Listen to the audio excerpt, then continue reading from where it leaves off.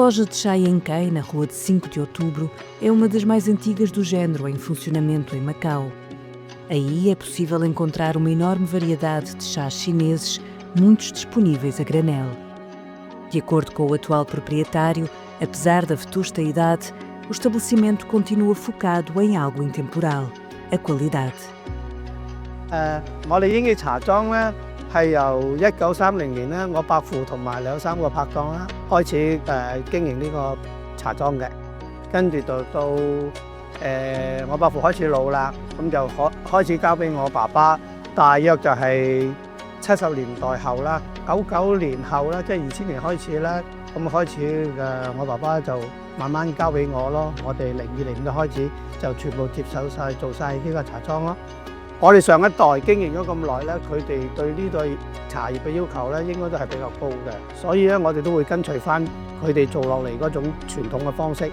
我哋係要講個茶嘅味道，咁即係個質素咯。我哋盡量去揾一啲有質素或者係傳統口味嘅茶。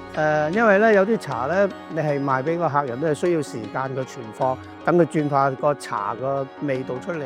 所以呢樣嘢咧係比較要求高少少嘅。點樣去推薦到一啲傳統口味嘅茶俾啲客人咧，係我最想做嘅嘢。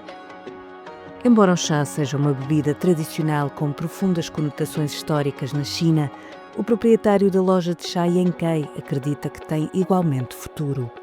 Lo Xiaoklon diz que a comercialização de chá para si é um negócio, mas também uma paixão e uma forma de fazer amigos. É igualmente um esforço pessoal, acrescenta, para ajudar a promover esta forma de cultura tipicamente chinesa.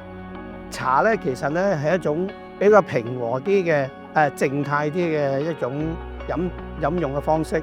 咁同我做人或者係我做生意嘅方針就係我要對得住客人。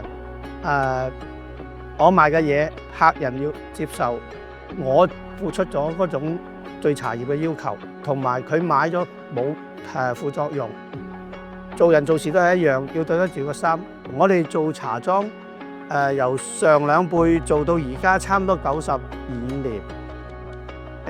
我都希望可以持續咁發展落到去，或者我有一個短期啲嘅目標就係去到100年。咁我係完成咗我對上一輩或者應承咗要繼續做呢間茶莊或者繼續經營茶莊呢個承諾咯。